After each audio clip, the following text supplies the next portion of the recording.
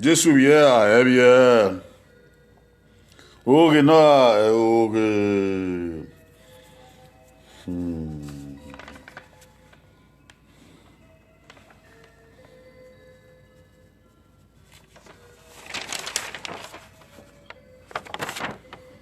Egerun, oge do ayena.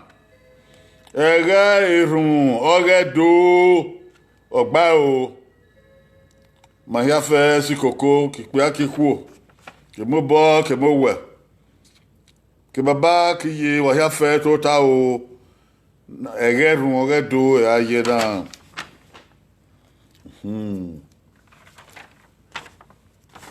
Ìwé ni yé wa rè o wá ọ̀rẹ́ òyìnbẹ́ ọ̀rẹ́dò àmú ẹ̀gbọ́n náà o ọ̀rùn wo ta gbọ̀n ya ẹ̀ nà kí wọ́n ní hui kí wọ́n náà fọ́ a. Edo Global Love Garden kanami ome omo pe agoko ona igwa lo pe adon igwa loko arieba o ina ya lawa he wa anya agbene ni won ayo nya kege alawa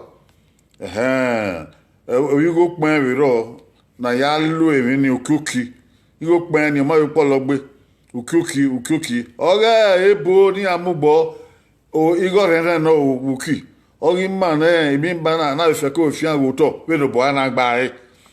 ukuki ya ha so ani mo ya ke ibi ku don ruwe ba asetin kai usetin gwale ni ya fe o ma bien o pe adon yewe we setin gwaluwe ni ya fe o ma bien o ku don yewe ni mate gwalo be sokoto go be pi sokoto sa ba don je gba ni ma o odo agbala o kwagbala orewa o agba ni ma we ni Jesu Kristi isa wa ga nerun no nyama sado boa ma usalo ba don fuafo usalo ba don hu a salo ba don metin hia salo ba don me yemi hia usalo ba don re hia uwese de na do ri ni ma wo we ti ma lo bi ona we ti ma pa gbe uwese bon yu wo ta gbon ya fe ki don se ki don ra won ebi ya fe no wo ta gbon e ya ru we do sa ro do ke na ke bi ri ko to ke wu kun ko ke ke gbogodo ki pa ke bi ku ke bobo ke mo we wo wa o sa lo gba we ara ga mi o pa ro no wo ta gbon na we ma yi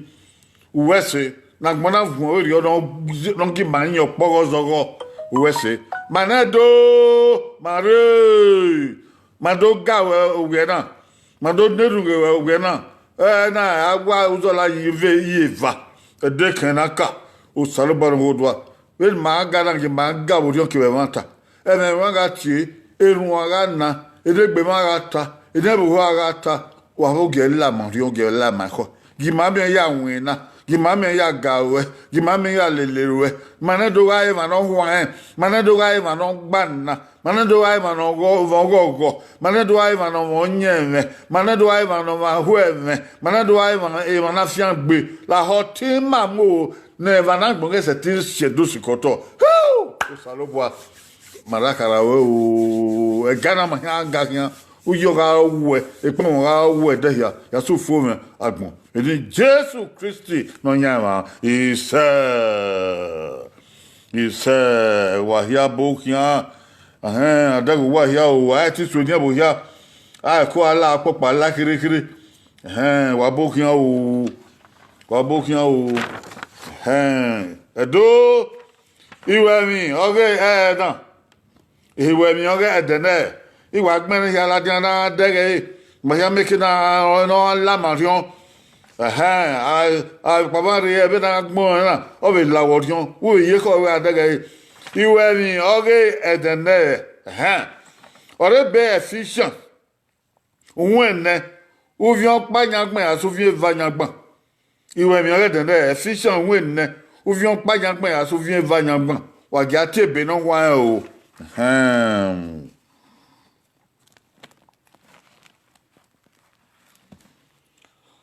Rayo be fiction ohun ene o vion pa yangban ya so vien va yangban devine mo salobo aka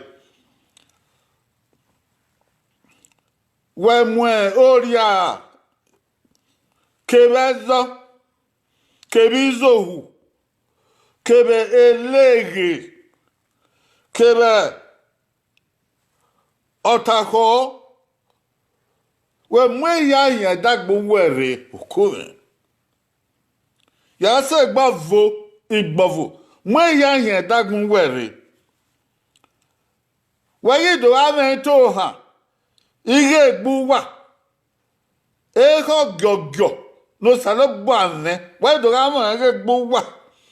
we do ya be egbu wa evikere na mawese we yere we salobo ya bu we Jesus Christi salobo wese mi budi oga de na ona hu ebe no salobo ka na kin odo no nya salobo don fian gbe won na yu marion o ni ma ya lele be ni Jesus Christi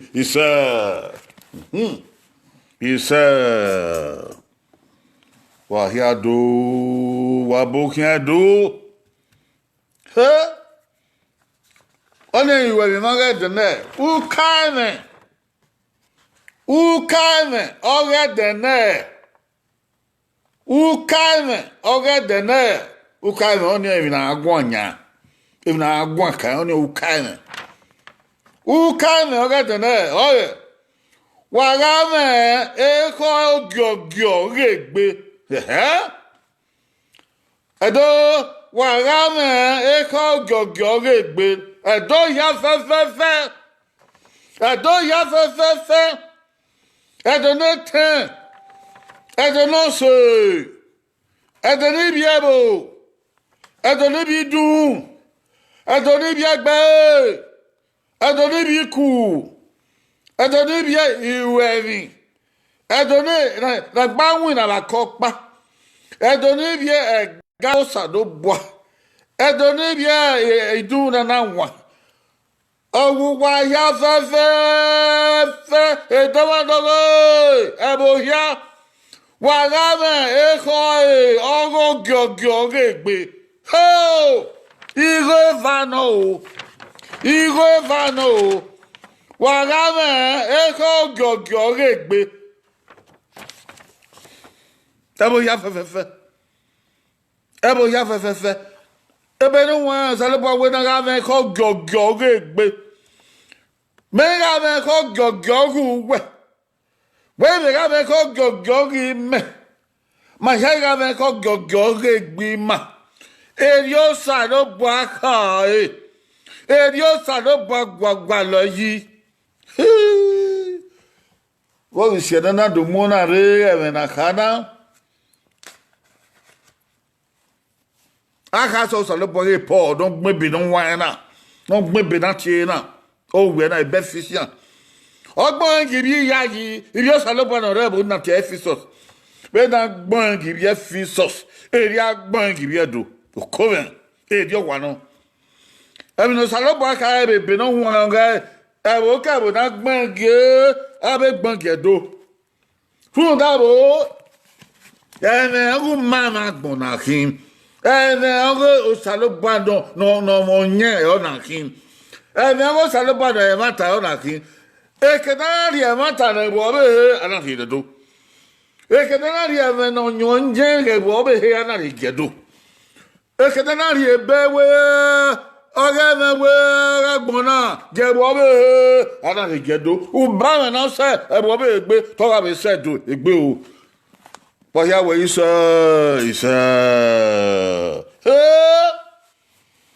Game ne be no wan kai no gbagi ma ya we ma ga me e ko gogyo egbe tun da ma no bu mama e be na me ko gogyo go ma be e se be me ko gogyo egbe ya e se be me ko gogyo go da fin ya e se be me ko gogyo go okin ya e se be me ko gogyo ge money abia bien me ko gogyo ge ma be no sike ya de ko ni ari me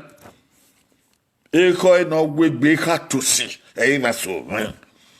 eko no wegbe eko re na ri ami won eko na tu ara mi ologo va yo ma gbe eko na so wa kikoto eko no re gbe wa eko na ya da ho e mo ka he na mi na la igbe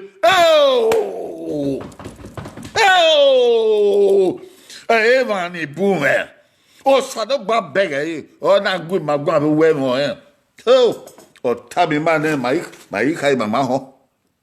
Otami mane mai kai mama ho. Tunda evani bume ko na yato ta oti yeke. Evani bume ko na yate oge baba oge. Evani bume ko na yari yani wa. Evani bume ko na ya boko yo wa we eko. Evani bume ko na yadi ya iyo bono wari no wati amye na dia ewa. Ema ni bu me ko ni action ma be go dieke e be no won na ka we ga me e ko gogyo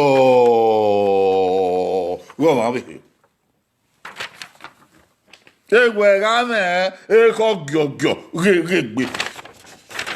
gbe ayo di ka we ku we ki me ku we ki ma ya fe o bi agbe wa ki o oh bien do we do kio oh bien go we kio oh we do we kio oh we see we na we kio oh bien so si we kio oh bien bo we kio o salo ba no dazi no yagbon kebe yimi o we ni mane mana gbon ga me ko gogyo gegbe eri aya nyagbon na fure eri agbon na ma eri ma na so tin we alawo da o e ke dan ma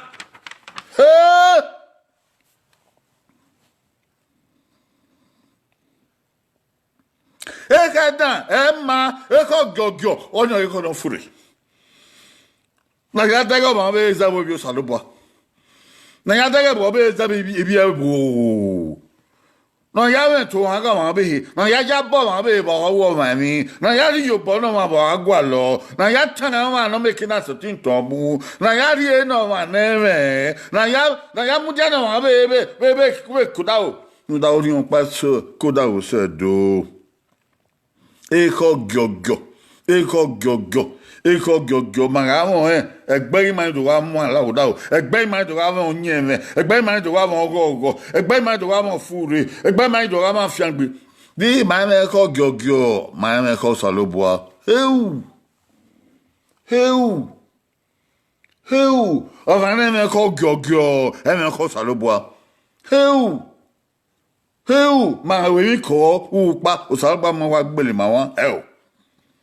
ma wa be ku o salba ma wa bimo rima oye be yege ni ma ya dolo yin o be yege ni ma ya miekwe o be yege ni ma ya sikayen o salogba o me ko goggo e ko goggo ni e be gbe ma me no wo kan we mi on pa no magba na we na wa gbe wa no ku we yon pa no magba na we na wa ku efa wo wa ni fu efa egbe ni no se we yon pa no magba na we mari yo se ke pa e kan ko na ogo bi na ya ko awon be fo na ya gba be gbo ma be he na ya mu egian na ya wan no wa na ya za go de ko gyo saluba we ma ge won hey the dog with mama ik awe mama ori to han ori yobo ora yabo ori mwetinya ori lele no ma oro fure oru fume uti ame ko gyo med matia e beno wa ba evie suro no aban wa ba ka bani na bedagbon wa ame ko hunu ame ko gyo evie suro ni maria ugwe ni mananwa manedo we ni maya nwa begbe we ni maya nwa be dun we ni maya nwa we ni maya nwa be sosi we ni maya nwa be suku we ni maya nwa be wina we ni maya nwa be dugbo we ni maya nwa be daki enye soro no wala my sagi enye soro no wala my ko egi mamu fwa o wale li makian eke na liga ye unyi meni wale lo makian wa ya we salobo la ho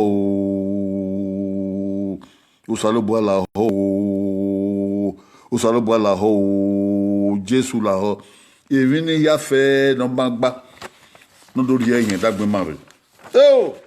Ura onu ame ko gyo go salobwa we ka mwena fwa we ka mwena fwa o mwen dagbon were mwena yen dagbon were utse ti mi o to epoto na e ko gyo no ka o ezo hi we be ogi ma ya nwa be ge kiri mana nwa ezezo ma wagu ezezo ma wagui evi kere no market no sezo o wa sezo o do ba no ma go ateme e vont fure o ezo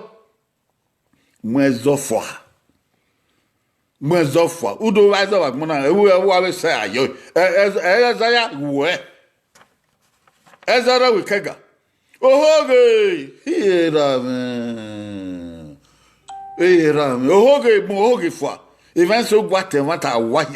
ebi kere o ke atoge kere yo o mi na ya we o we yo wa mi o awe se na we o awe wa so hi ari e na ye mana wa no ye yo eta ohoge ebi ya fe emi na get zibele kuyi ene po ni ene e na makeke na ta wani na makeke na rie no wa po okwi ikwu so hin o mere po omre e ma sofie ezo ni asetin gui omre ma sofie gan po no aya we efeko egwate efeko no ya we egui o egwate egui o no fu odionre oban ebi ya fe na di no ye po o ya wani okay itana o menya iswen oyi ebe no wan ka be feature no poge na hu en na ka ba o we no take ara we na ga ira oyi o ya ma no gburo la wa pa oyi o no ri emi ke we no manya o ni oyi o ma no ri emi na ma ri na o ni oyi wa ga ira ya hu na ya yo boru nu mi o ya gba oregbo mi o ya gba o ma be no kwa lu yo bo oria evansu ekuria oyin abungbe oria abungbe be ke oria emi yo pa de no nje no na gie mu ken agbon ya gie yen gie o amesweswe oria izohu oni o no gbera na asan o no gbera ubi izohu saloba na gizohu la man egbe o ise ezo kere ya ro to ivan suro no wa ye ezo ni kin no kwa eyi fo eyi bie ari takan odugbo ari takan odeki izohu ni garo o be sigbina na gbelebo izohu ni kin elege o na lege obi emi ne kere na we na fe ko ta na mo yoto e ma so wa mu gogogogogo ora lege ora fiamba ora polo yo ezo ne kere wete se ba yin ya kin no kwade o lege gbari uru anya o be ki uru anya o be sosi uru anya o be siwuna uru anya o be elege ovo we mi ofun an vori esi ewima ovo eni kemi na wa be me o gbofo e ba e won gwaso o ve gbofo e yo e jabo gbe moto o ve gbofo e yo eto salo ba na de to tan ye mo o ve gbofo e yo akonoro unu we no apasu akon e o ve gbofo e yo eyan wo na pa re suwa kan o nyanga oligi o nyanga e ma so wa yo ni nwa o wa ede no gbenia awa gbo o nyanga ebi keri na o ye fure ekene na fure e o ego yen riba e o so gbo wa nyanga ebi ni e kulewa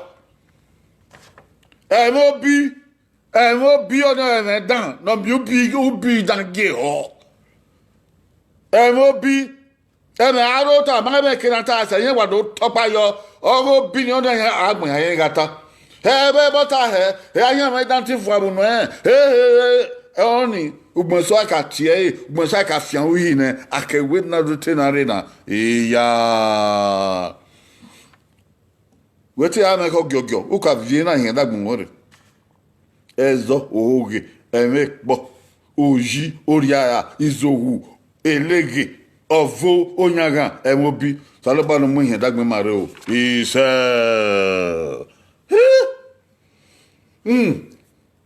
aga me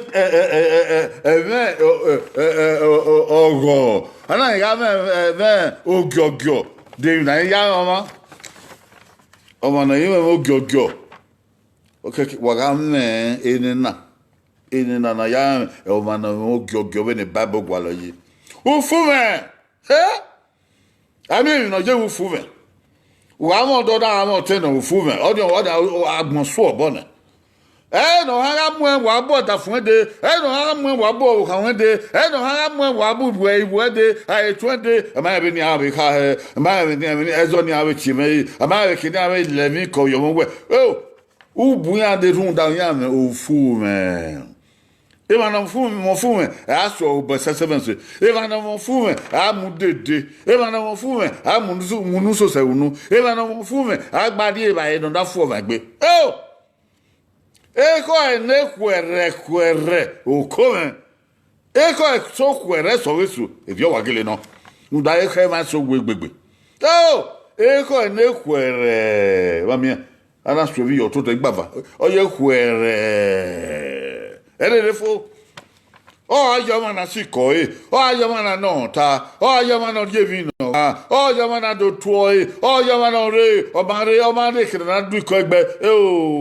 odo wa yawa unda eko ne kwere ebi no so no ma be eson ni okore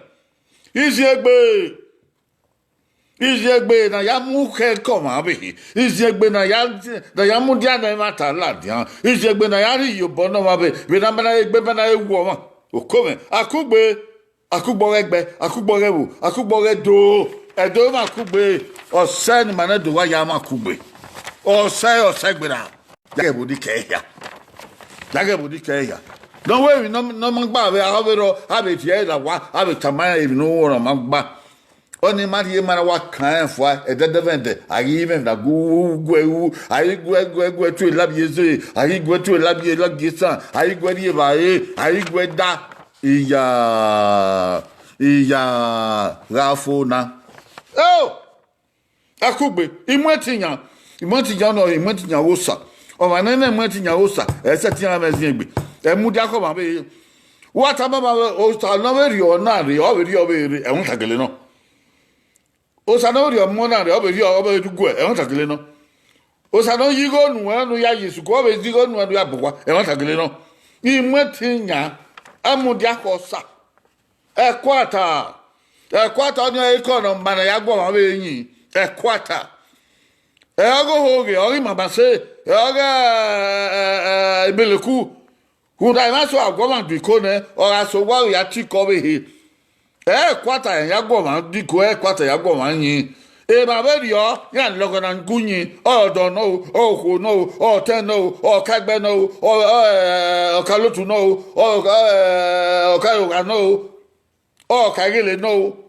o jo we no e ma na kwata aseti gun yan yin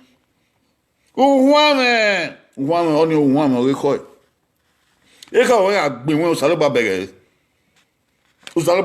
uye sosio o ma yo e ka o ya gbin won saloba bere e ko no huan e o sala gu mayin e ko no huan awe we ma ya gu awe heyin e mata nu huan e mata nu kion mata nu kion me no wota wa ya te mata usaloba o tsan yibo o fian yeva mata nu huan o la de be kwata ito ha gbewa ito ha na ya yubo no wa ito ha na ya wo gboso e no wa ito ha na ya me radia ko eni wa na de ni topa yo wa be yire eni wa na de ga be ebu abi ra ma ke ebu abi yiba emi ya wa sunuwe o ma ni ya ma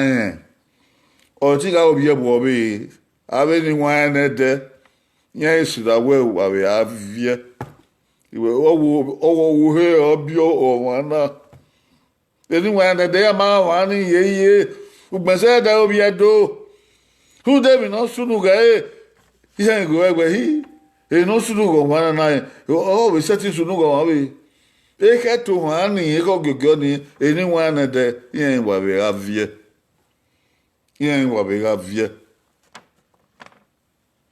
ayabo o ma we mi no ma gba abi se aye e do be yi be we nu we na yabo ni o ho ni gi yen iwe do be kebe awe me no so ya fe awe me o ma na awe me bo fi o ma on saloboa ute ya me ko gogo wa ma awe me go ma mi o ma ni yen be o ye be bo o ma ye be bo o fe o obi ogwe no o egbe mana o ga ma awe me go ma bi beno saloboa awe me we saloboa we se won o ise ogianerun saloboa we se o onu gegima we ma e ko ogogio go won abe we ma ko ogogio gegbe gelegele ima wa kien gbima wege no bun ima wa kien emweti nya ni ma me we do salodo wege no bun ima wa kien eyen ni ma mi wege no bun ima wa kien awe no ri edi ma wege no bun ma ge ya ni no uyin ma be no ma we ma gwalaji no yi dekere o ma ike na ya kosa we no ta mi ma opolo o salobo wa o la ma rion la ho gi ma ya nyi me dagbon wa ebi ne ma ya fe na ya zago wa na ya zagebo na ya zagi dun na ya zagegbe la ho vi ologo wa ne hi ma orion re ni ma me to han ma ahuwe me ni ma won fu me ni ma me ko gogyo fi agbedo ya fe go wa ki de yo wa ma yo de ma saloboa na mi we dagbon wa ga na ya gi we no sanowo do o pe ma ke te mu saloboa bo tedo la o ki ma enwe o ge ma ta giba en oge kwata mani mi asaloboa mo ene Jesu Christi no nyama ise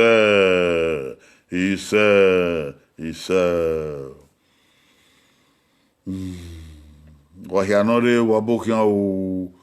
akola ona o won na ma ere de no da sun are na ekeni agmense yu ya pion no make na be adie ri hu tagbon ya na ta wo pa ma ya fe no kini agbon share yi wa we like na te YouTube o pota kini agbon subscribe you ya pion yo ni ka we Donatana ahuna ye ata o ye ma oni amu eve go ya mu eve o iko ya mweve oge do no meke na abu o mana ebusa o be na gwale yi wagi ma ya ti bagbe wa we tamo wa we ya fe ofu ngbo na nyawa guwaro ofu ngbo na nyawa guwaro e fagmo na ke boga yimi oguwaro uwa ga ma edo ga ma wa ya begbe o wa re ke no lega wan amanya ke negi aga yi igi na ke bo bi hede e bo bi de ave wati ai mo ni training ne tiya ni ne ma ave ngon obehe awiya mwegbe na ya mu Nigeria ya kan ogiyan wa begbe o wa ma kugbe eduga ma kugbe wa me kinu to na ma o we tan bi do behe ha uwe ri yobo no bi do be ave tomu wo be tomu ni ma be atomu agbebu re bi re wa do mu edo ya kan ogiyan o ina je be di o he era no we dia keme esa na tota be ma wa suwe babo na esa na tota mane do mane gbe mane do mane gbe ma ze bo biara bije e kyopa bi ma wo pa bi ma ya o ko e dagbe na o e dagbe ope na dagbe iri je me ka ope na dagbe idunu we ye bi edunu robo abo ya kala ku wagmo eye mangere kala ku wagmo de wa mama ya ti wa kala ku wagmo wa ki ma na gbe ma wa ki ma uyo manedo wo ina je be dio he ma fese ma we ma meti se ma we ma menwa se ma we ma wo bo se ma we e ko na ya segbe koko na ya ja begbe na ya metu wa eniyan ika bogwima wagebi agwima obi kin yakwe ma do edu togedo bi na zedo he bi na gmedo he wa ya pion bi na kaka ban o sarba gu wa ya aro o babado o bu yeyedo o bu tendo o bu sedo bye bye